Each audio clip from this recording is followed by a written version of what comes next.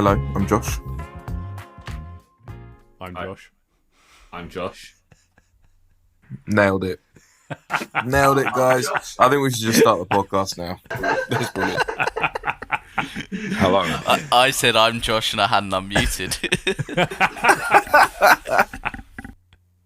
Go on, Sam, bring us home, please. Hello. I'm Josh.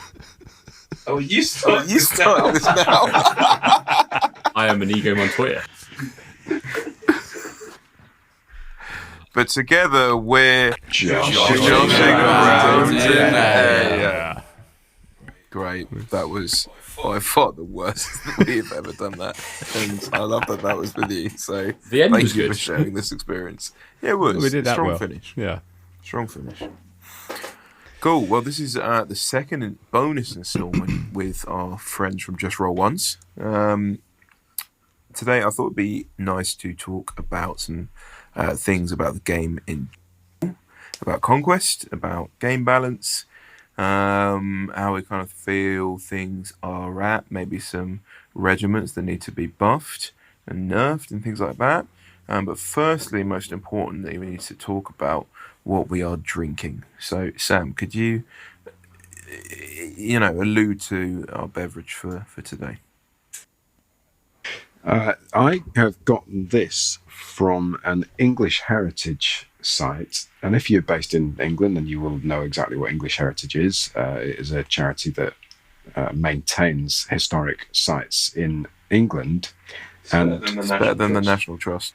it's different from the National Trust, but one thing is for certain, the gift shop in an English heritage place is a dream. You can buy, no joke, it's just their full sale. If you got a credit card with you, you can get full suit of armour, full medieval goblets with the English flag wrapped around the outside, and you can get bottles of mead. And there's loads of them. And so I got a little variety pack. And so the one that we are going to be testing today is some chili mead. So Lovely. Excellent. Well, while Sam is pouring that out, James and Aaron, have you got a second round for yourselves? I've got a small glass of Jack Daniel's honey. Yeah, it's a bottle that I've had for lovely. ages. I don't necessarily like it, but I didn't have another drink on hand, so I'm continuing on the cherry and cranberry. Oh no, yeah, cherry and cranberry mead. And I had a caffeine-free Pepsi Max.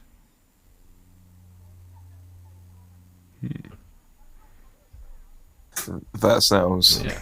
exciting. It's late. I don't want to be up too long. Is it? Yeah, fair enough. Right, Cheers. well, cheers. cheers.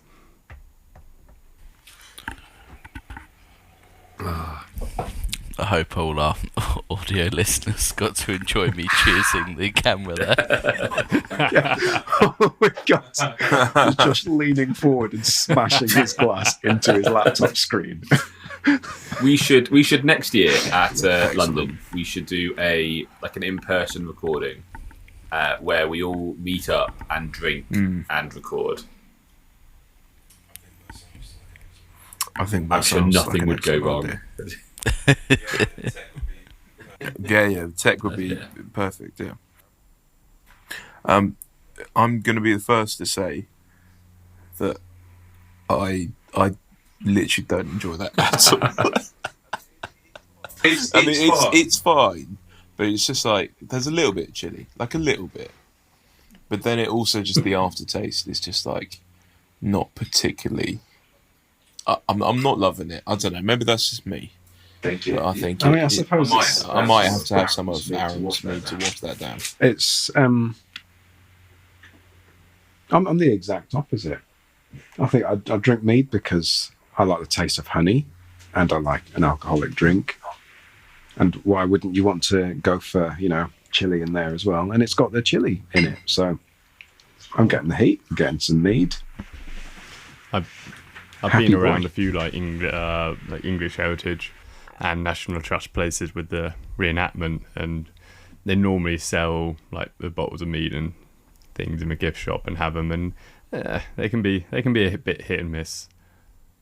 Some of them are absolutely lovely. Like they do I think they used to do like a really nice elderflower mead. That was lovely, yeah. But I think I remember trying the chili one a little while back, and it didn't quite hit the spot.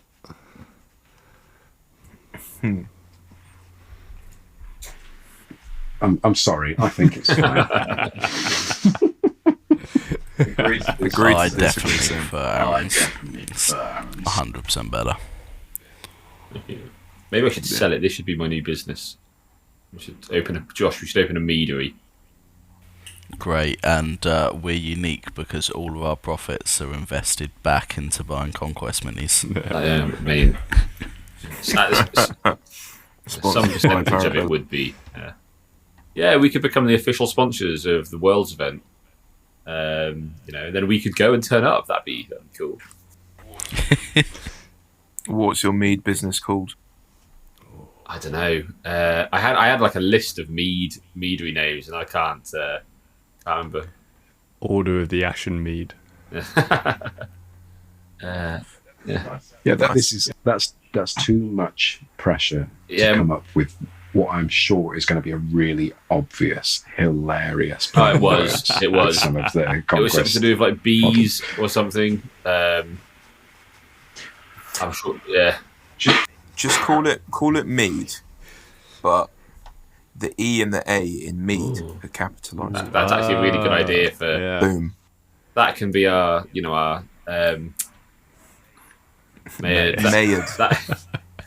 that could be our flagship brew that we sponsor Kiosk with. Yeah. I'm going to remember it, and I will tell you what it would be. I'm going to remember this name that I had like midway through. I was trying to convince my brother just to call our mead like just mead, but with a full stop at the end, just so you look really pretentious. Or a question mark. Yeah, question mark. Mead?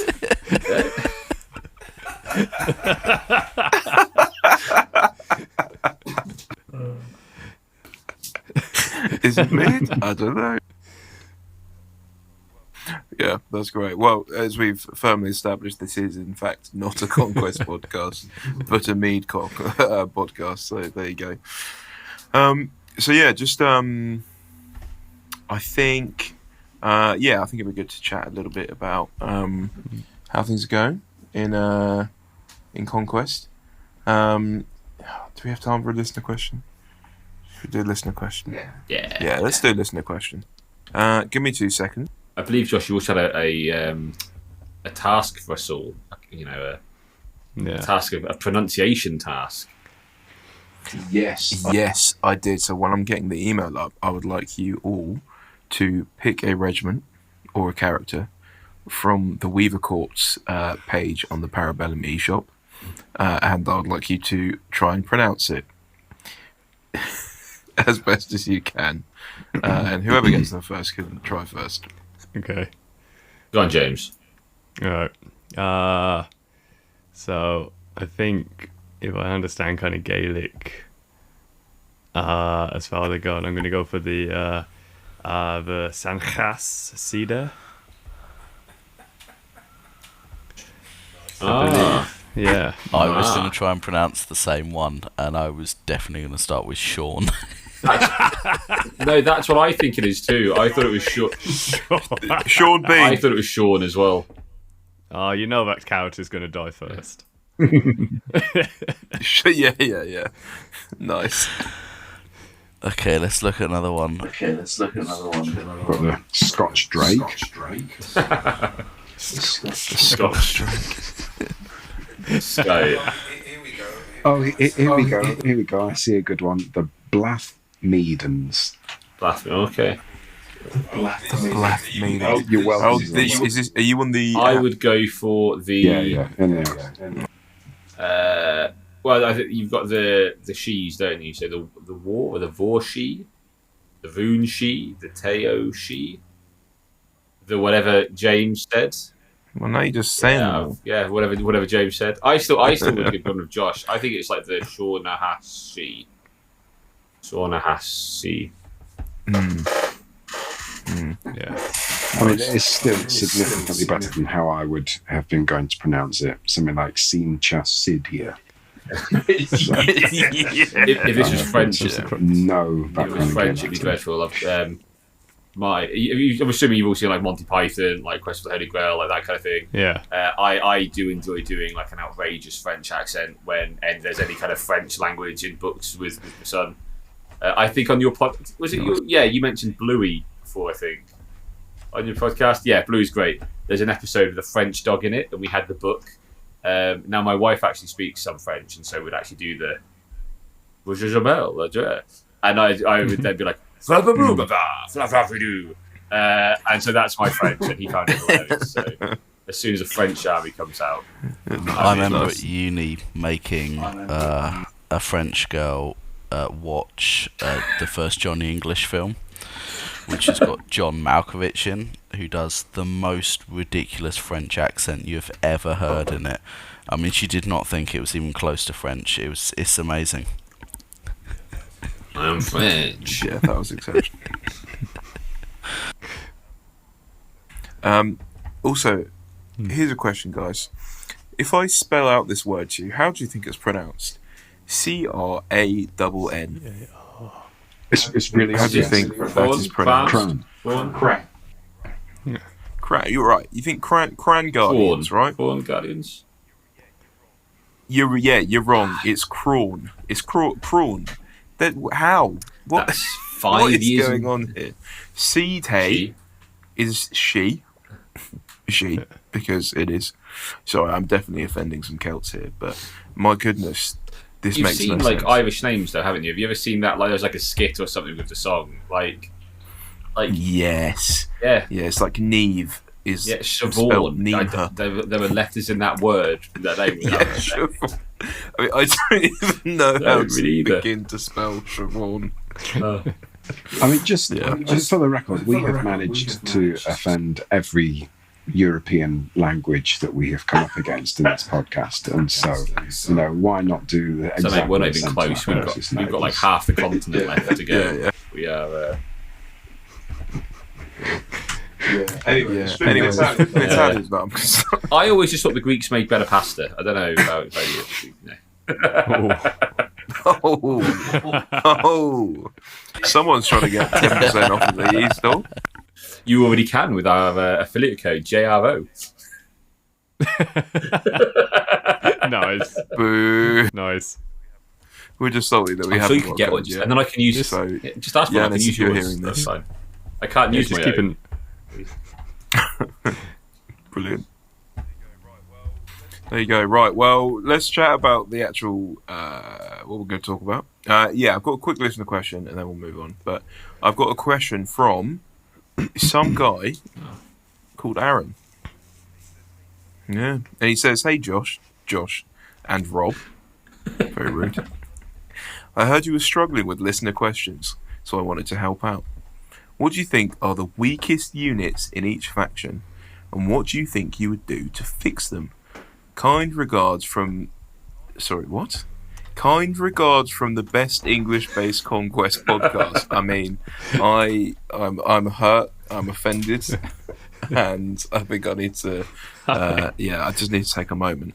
While I'm taking that moment, why don't you folks answer that question of who do you think are the weakest units in each faction? And I think this ties in quite well to what we're doing. So just pick a faction, pick a weak unit, one each. Don't do all the factions, and then we'll crack This on. Aaron guy sounds really clever. I like this guy. He sounds good.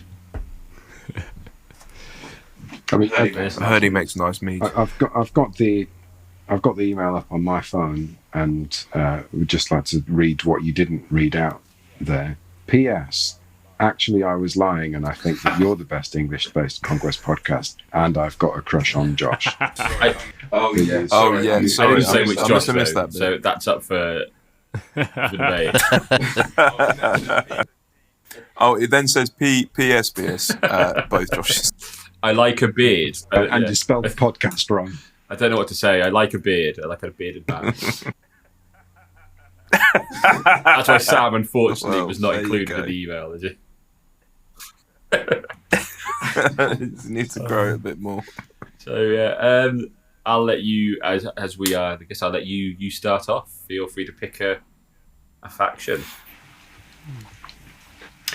I mean, as the representative of the weakest faction, I'm happy to kick things off. So the unit that consistently disappoints me with every upgrade, every balance update that there has been, is the Mimetic Assassin, where I look at it as a character and I just think, I really, really want to love you.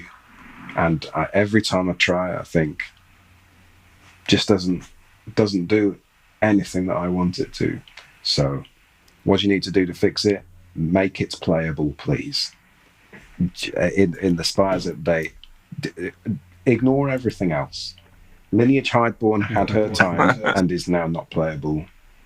Now's the time for Mimetic Assassin. Just build the entire army about that one unit so that I can finally have a reason to finish painting. I think there's actually... I actually have a pretty solid suggestion for the Mimetic Assassin.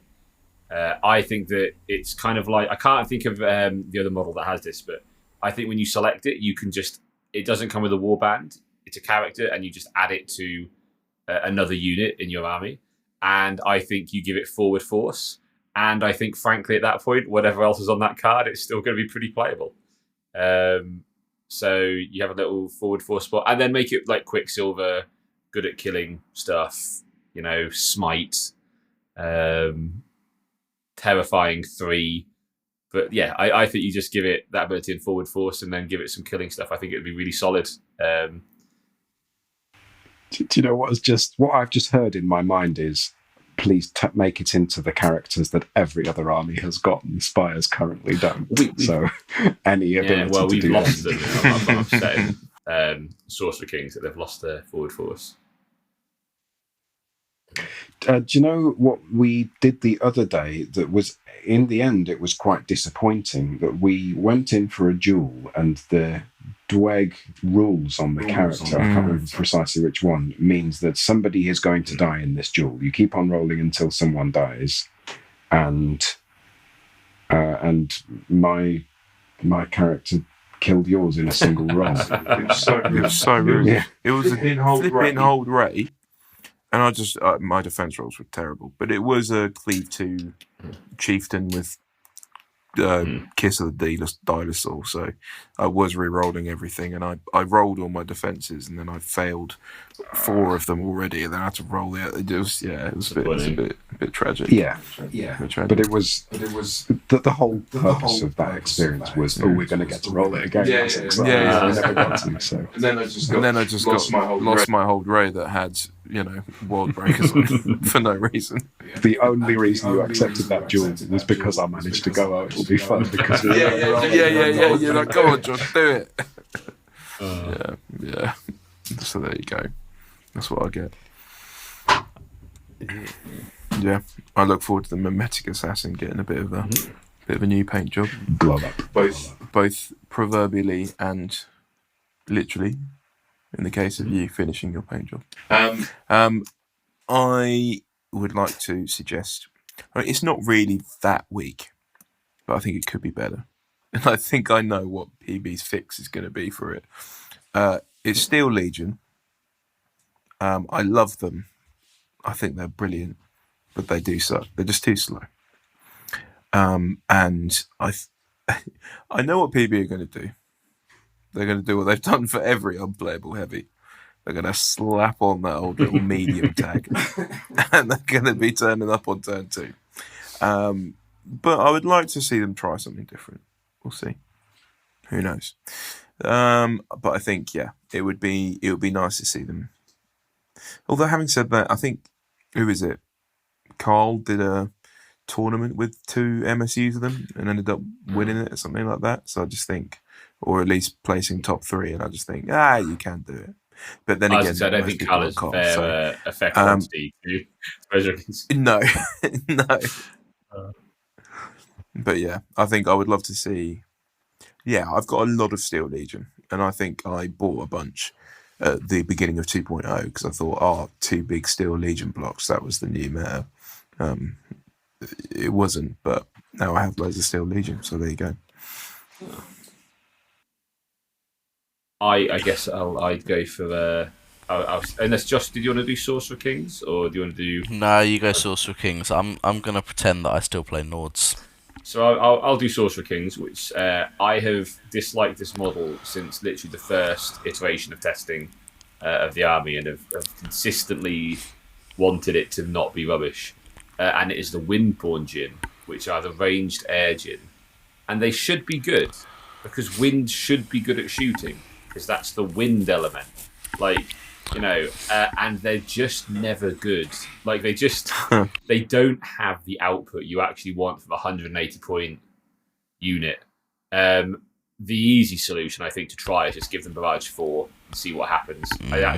I still think they would just be fine at that point. I'm sure some people might have actually tested that and will tell me that I'm wrong, but yeah, no, I would give them Barrage 4, keep everything else the same. There was, way back in testing. Not much has changed since then.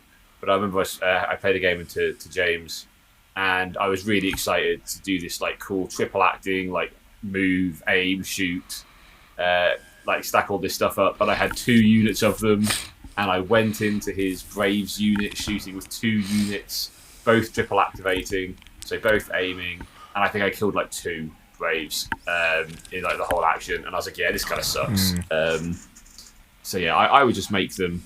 I mean, there are obviously other solutions. It's Sorcerer Kings. They could be given just some really cool rule that they could use. But yeah, I think it provides for the better. Obviously, I think they should have shooting smites. I think they should have shooting. I mean, that would be sweet. So just like whatever they hit, and to be fair, I think the Windborne Djinn would be a good place to have a rule like that. Like, yeah, I think that would be cool. Or, I mean, I know they've got the what's it called? Oh, you know what? They do. You could give them a rule where if they shoot a unit, then friendly wizards can target that unit regardless of range. That'd be pretty cool. Like a lightning rod or something. That'd be fun. They're not Dweghom. They don't have like Wizard 24. I think particularly with that regiment as well, because of how good the other shooting is. Obviously, they've just had a bit of a nerf, but the Flamecasters were really awesome, and the new water guys coming out can shoot and do spells. Yeah. So and are cheaper. So yeah, like I think that's what really rubs the salt into the wounds is the fact that like they're just so far below the other guys. Yeah, right. I hadn't actually thought. I've literally just opened up the comparison between the Windborne Djinn and the Sahar, the new water guys. Yeah, it's the most ridiculous comparison in the world. Like, they have so many more rules, man. I'm so glad I'm playing water. Yeah, I think for me, like, it's not a regiment as such, but the Mounted Predator for the Wild Rune is really lackluster and wanting as well. It's never been great. Like, it's a shame because the model's beautiful, but the supremacy ability is very bleh. It's never going to get picked. And now that the changes have come in for fluid formation, the only regiment it can actually go with are the Raptor Riders, and immediately you're impeding yourself with the fluid formation stuff because you're now kind of 4 stands instead of 3. So it's 100 points for something that I'm never one for like kind of like proper meta chasing or anything, but I would never use this as a character. There are just other better options, despite it being a wonderful model. Yeah, I think. Yeah, I just looked at the army roll, and if you get Indomitable 2, if you cause an enemy regiment to break, it's like it's so naff. Like, it's worse than that as well. It's also worse than a command stand in a Raptor Rider regiment. So like the Mounted Predator is worse than just a normal stand of Raptor Riders. Yeah. It's a shame. Yeah. That's great. I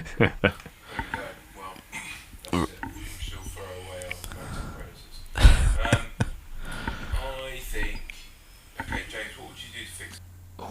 Josh, you're muted. Oh yeah.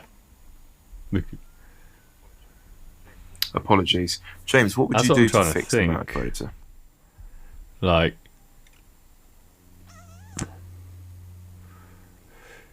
Make him medium. yeah. Like, there's been talk about trying to make Raptor Riders medium, which I don't think is. Yeah, Oh, really? I saw Okay. Josh's reaction there. I don't think that's necessarily the way. I don't know. Like, it's a weird one. Give him Thunder Riders. Maybe just a drop down in price, or I was thinking like maybe giving him Thunder Riders because they're speaker unit. That would help it a lot.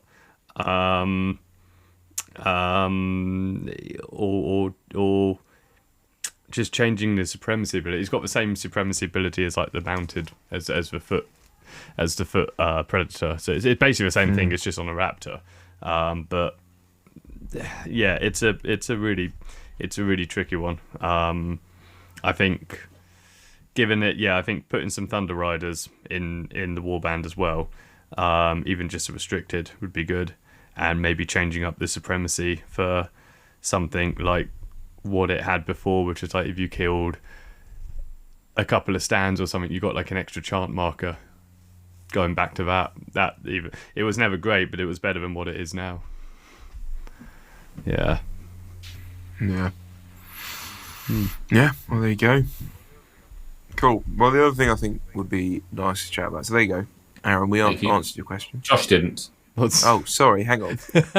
Hang on. Josh didn't answer the question. Just saw his face. It's like, what? How have you forgotten me so easily?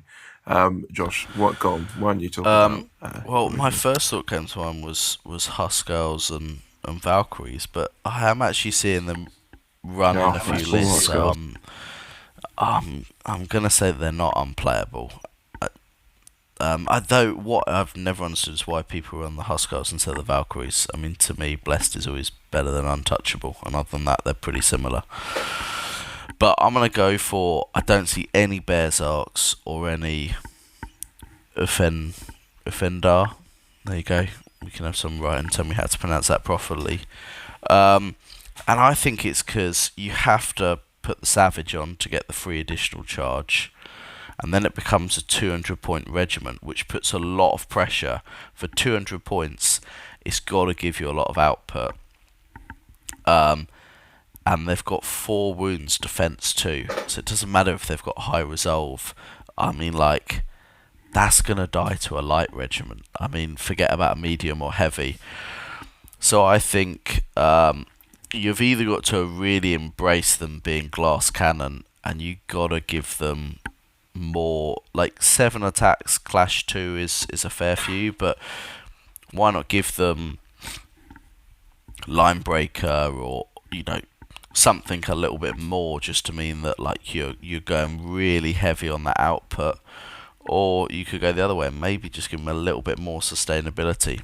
I always like the idea that Nords kind of get hit quite easily, but it makes them tougher. So to me, I would be like, why not up the wounds? Leave the defense low. They're going to take lots of hits, but why not go like wound 6 or, have 6 wounds, 4 resolve. So the idea is they've got like a little bit of durability. I don't know. But that'd be one of the things I do. I just think, maybe other people, other Norse players would think differently, but I just think, for 200 points, the Uffendar, they're just not getting enough value for me.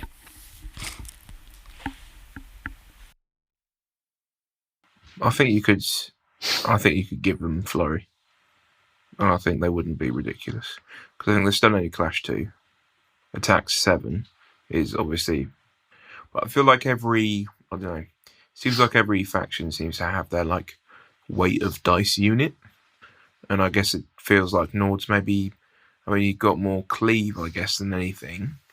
I guess, the Fenrir have got a decent output in terms of number of dice, but yeah, I think you could put Flurry on them, maybe move them down to attack 6, but I feel like that could be maybe make them. I mean, to give you some context, ghouls from Sorcerer Kings are 6 attacks, clash 2.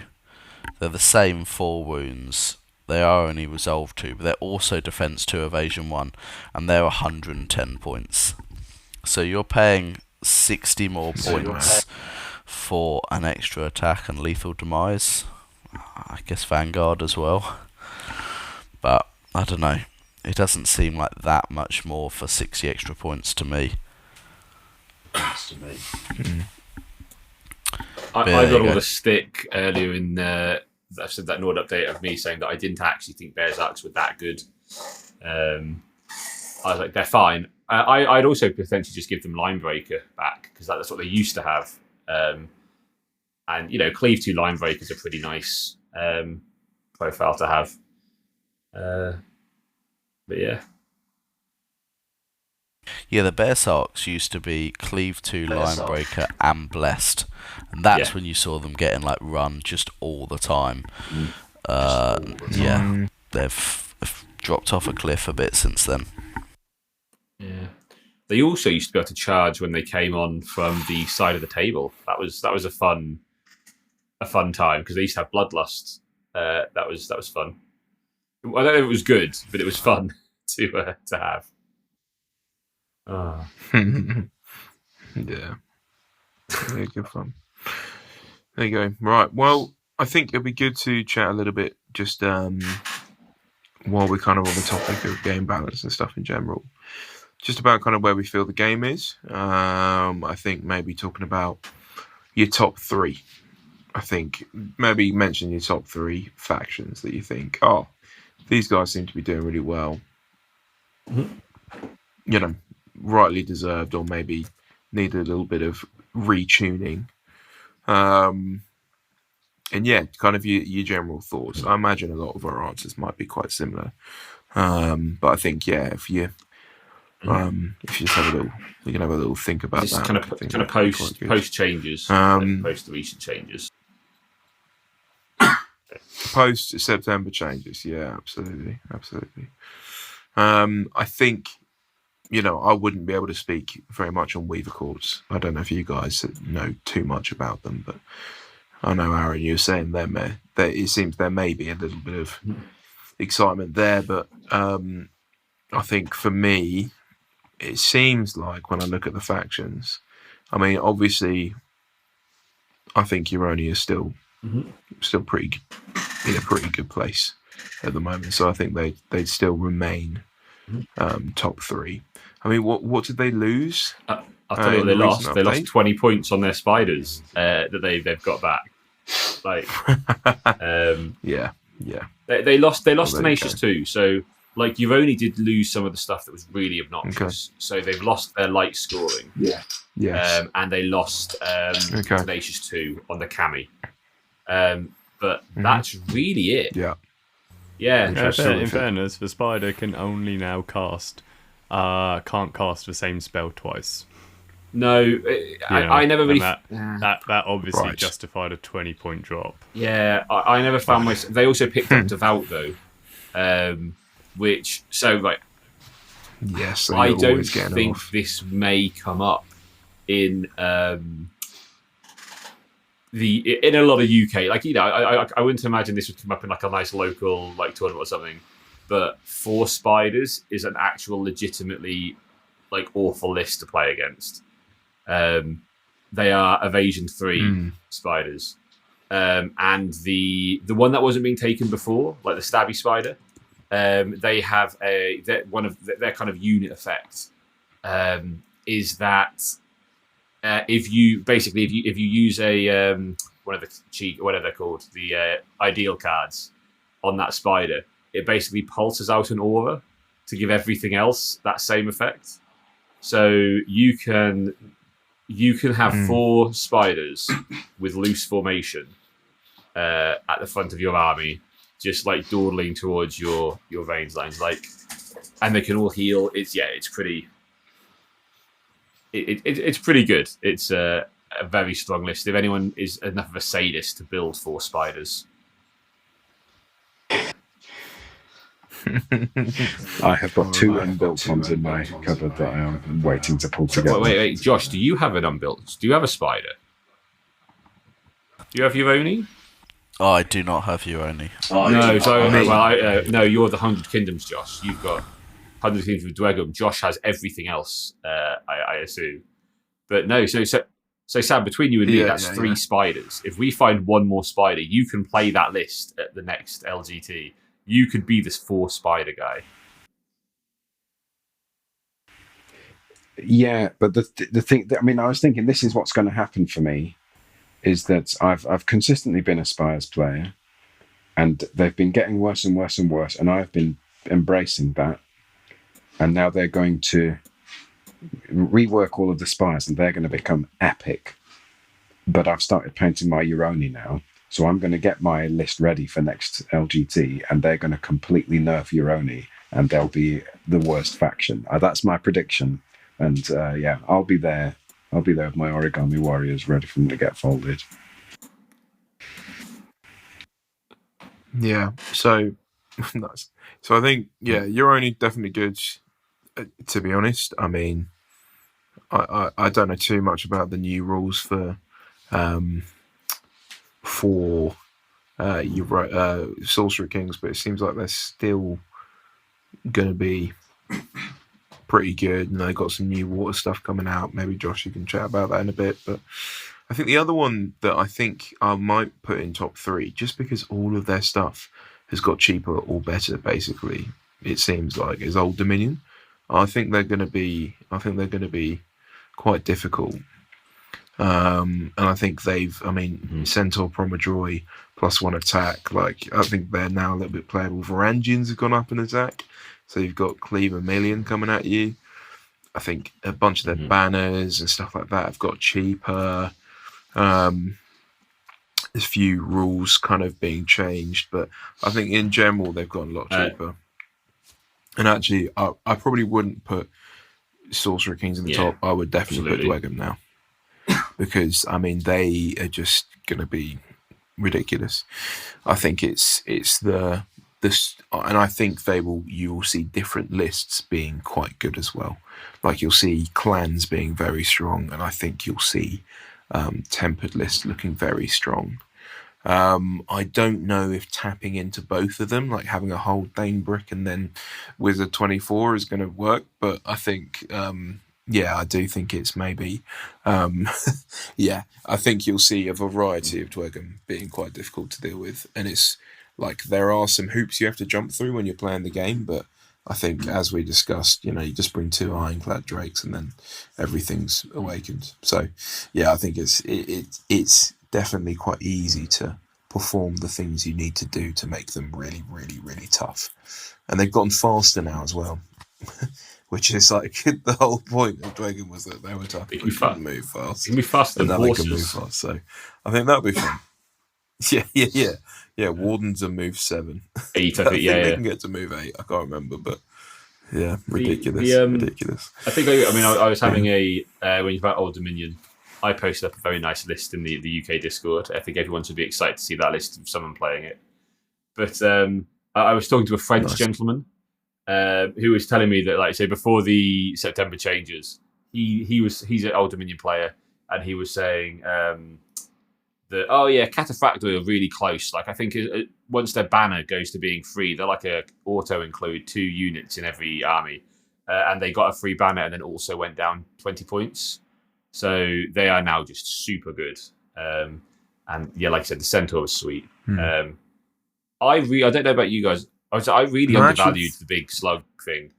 I thought it was going to be really bad, but it seems really, really strong. It's just that. Is that the Theocracy? Yeah. It's for 30 wounds and the lack of resolve.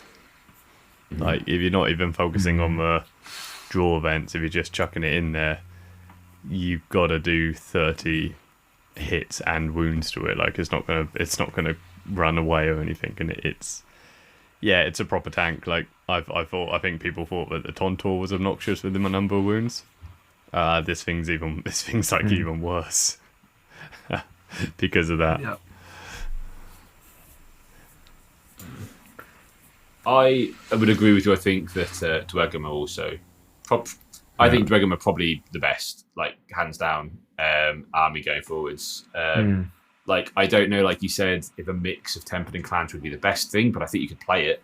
I actually think you could like make a dartboard of Dweghom units and throw darts at them, and still probably make a pretty competent list with whatever you want to play. I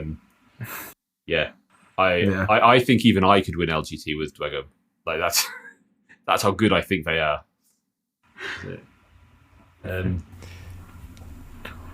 Yeah, this is also in light of like some of the changes. Like one of the big changes being that they really reduced the number of light scoring. My audio went weird a little bit back, so you were all talking about. I was trying to figure out what was going on. It just everything went mute. So if you've already talked about this, tell me and I'll shut up. But yeah, like the light scoring disappearing has meant that Dweghom are like back in the game now, because they were always lacking because of that. Yeah. Like all the other factions pretty much had that option apart from them. So that alone has brought them back into the fore. I wouldn't put them in the top 3 necessarily, but I think to Sam's delight, I think Spires are actually in a really good position going into like the current meta in the new year. So Spires do well into elite high armored enemies. So I'm going to have to ignore the obnoxious Thane brick with the can't go below defense 3 and whatever. Like, but because City State's also got a big improvement. Old Dominion are maybe a bit tough still, but looking into kind of Euroni now, they've lost Tenacious 2. Looking to City States, looking into Dweghom and 100 Kingdoms. I think, especially with the Surveyor. Now, the problem is I think that you probably need 2 Surveyors for the list to work, which is kind of a rubbish sell to people who already played the faction. Like, you've just got to pick up these £200, like, manta rays or whatever. But I think that actually being able to just throw out so much -1 defense across the board is going to be really strong. The big problem at the moment, I think, is the list is literally 2 surveyors and as many marksman clones as you can fit in, which is maybe not the way that a lot of people would like to play them. But I do think it's very, very strong, nonetheless. I think that there are some ways. Yeah, I think that there are some ways that you can play Spires that are pretty clever, because they're quite an exception in a lot of the ways that they deal with Sam, I can't hear the you. game. Yeah, I can't hear you either, Sam. Sorry. Lost connection. No, you're muted. Am I still showing as muted? Yeah, you still sound muted. Yeah, no, there's a problem with my connection. Is it your mic? Do you need to unplug and plug back in? No. Have you tried turning off and on again? Right. Sam, I'm going to give you my phone. Good lad. For the listeners, I can see this happening. This is lovely. It was very romantic pass over there. That was lovely. My bones creaked as I was doing it. Yeah, I think the Spires are an interesting... First, I've got my own voice in my ears, but I've also got Josh trying to mime speaking while I'm speaking.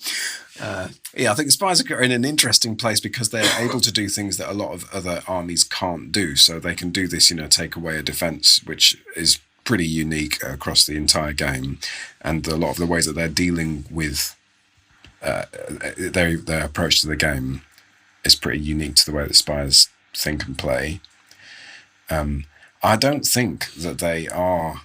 I don't think that they're in there. I think you can build a Spires list that is capable of combating something specific, but when you go into a tournament, you're expecting to face quite a range of different things, and what you end up paying for the unit that you get is just too much, I think, with Spires. When I look at a Euroni unit, what I get for spending 80 points on a stand, you compare an Incarnate Sentinel with a Kami Ayakushi, you think, well, the Kami is just better. Like, it's just got better stats, and that there's nothing special that's happening. It's just a better unit. So I think they're in a bit of a tough place. But part of the reason for that, and you just said about playing marksman clones with a pair of Terraform surveyors. I'm afraid that I like playing spies in a particular way, and the other faction that I really enjoy playing actually is Wadroon, and I played it the other night and just felt like I had a load of fun playing with this army that I haven't touched for a while. I've always liked just that silly idea of orcs riding dinosaurs. I always think that that's a fun thing that makes me want to pick up the models, and so I'm just going to dig my heels in and be stubborn and just play the factions that I want to play because I think that they're fun, I'm afraid. So I'll stick with Spires, lots of healing and being silly, and then I'll stick with Droon in there as well.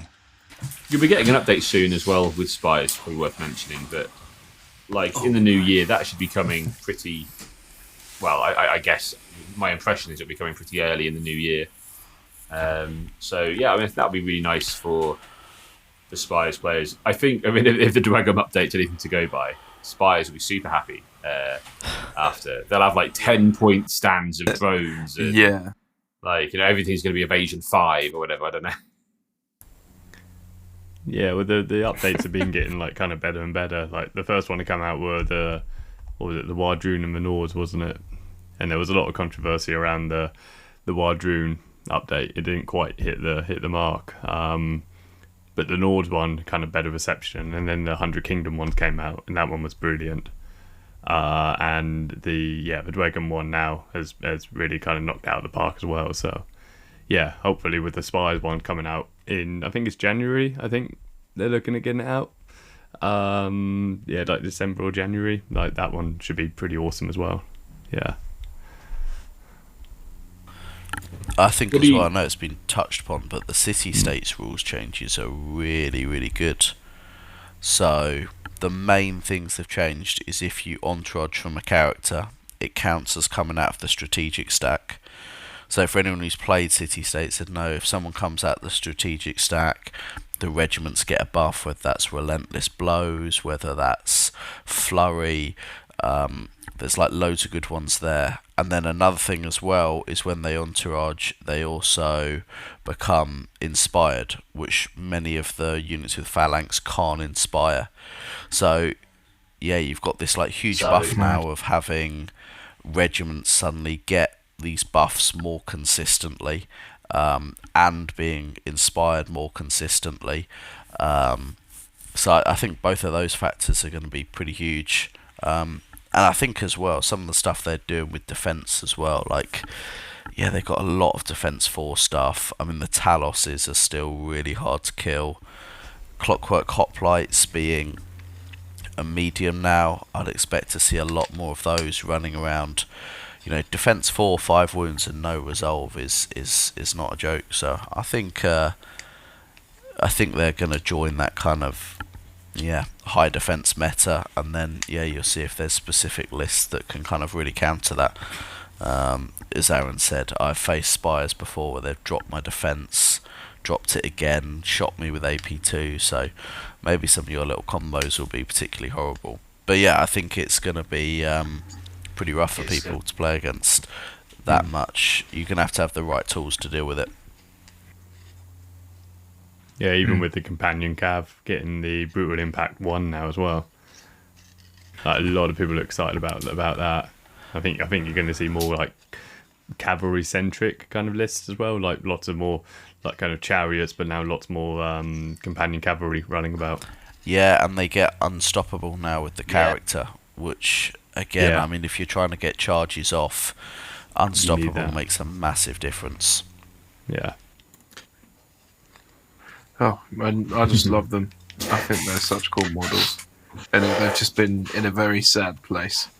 So hopefully we'll see a bit more. I think Nords were in a good place anyway, but I think Nords actually maybe get a little bump with how I think the overall kind of game meta is going to go. So Nords are obviously at the moment the evasion faction, and the way to get around evasion obviously is to have a lot of attacks, be Josh and play Sorcerer King and just burn everything off the table. But I think now, like we've said, the armies we've talked about, city-states, Dwagum, old OD, their armies, you need high quality cleaving, accurate attacks on there. You need quality. attacks rather than maybe the quantity you had before. So I do think that Nords, I played a game where I had my minimum unit of raiders hold up a siege breaker behemoth, because that poor thing was there like trying to smite these guys off the board, and I was like, okay, I save about a third or a half of these attacks. You've only got 10 attacks, and I can heal them with the Volva, and he had a really miserable time, and I felt kind of bad with that whole thing. But so I think that Nords maybe take a bit of a boost from this as well. They were good anyway. But I guess just we've talked about lots of them. Like, what do you think about 100 Kingdoms, Mr. 100 Kingdoms man? Yeah, I mean, we've got cheaper officers. So, I mean, great. Thanks, I guess. We're in a good place already, and I didn't know why cheaper, that happened. So I'm not complaining. I was kind of reading through the changes. I was like, oh, neither do okay. But I'm not complaining. The Ashen Dawn changed too, because so you can now you can have a 5 stack of Ashen Dawn again. That was very healthy back when you could do that before. Yeah, it was great. Yeah, I think they, bless them. They've been hit with a nerf bat many times, and it's nice to see them. I think it does speak quite a bit about where the game is at the moment. That we've just talked about like every faction before mentioning the fact that 100 Kingdoms now can play stacks of 5 Ashen Dawn again, and it's just like a side, whatever. Like they could play 5 Ashen Dawn, like whatever. Mid. I'm not even worried about 5 Ashen Dawn. I've not even considered 5 Ashen Dawn. Like no. I mean, it's just. But the thing is, in this meta, they will suck because the way you deal with Ashen Dawn is high cleave, and so for the same reasons they struggled before, they will struggle now. So I think, and I think obviously PB knew that, so they were like, sure, you can bring your big blocks of Ashen Dawn. That's fine. I guess this question for other Josh. Yeah.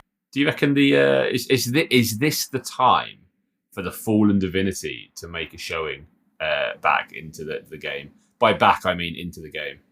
Do you think the Fallen Divinity is going to have a place? Very possibly. To me, I think the obvious thing with the new buffs is triple Varangian lists are going to be everywhere, because they're now getting extra attack. They get the unstoppable for free from their standard bearer, and they and the upgrade to let you run 3 of them is half the price. So I think you're going to see some sweaty people running lots of those. But I could see the Fallen Divinity doing well again. I mean, the only problem I always had with the Fallen Divinity was you have to be careful, and that makes a huge difference. So because with the Terrifying 3, you're supposed to be getting pretty much as much morale as you get actual hits. And so I found when I face something like, say, an Ashen Dawn, yes, I'm going to land 8 cleave 3s and, 6 or 7 of them are going to go through.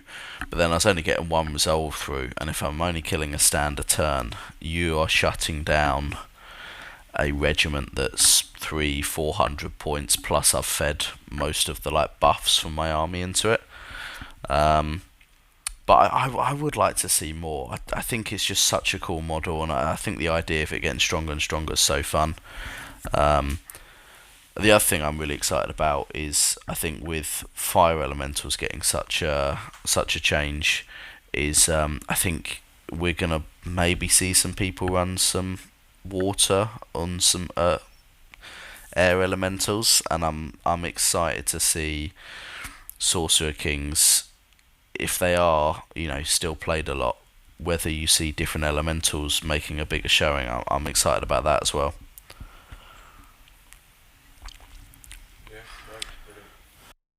Yeah, great, brilliant. Well, folks, I think probably a good time to end it there. I think this has been great fun. Thank you guys for another podcast. And Aaron, thank you again for your mead. I've enjoyed another glass of it, and it was very, very enjoyable. So yeah, if you would like to check out our book, I'm not even going to try and pronounce it this time. Try and say it, but we do have a book, and it's got the Iliad.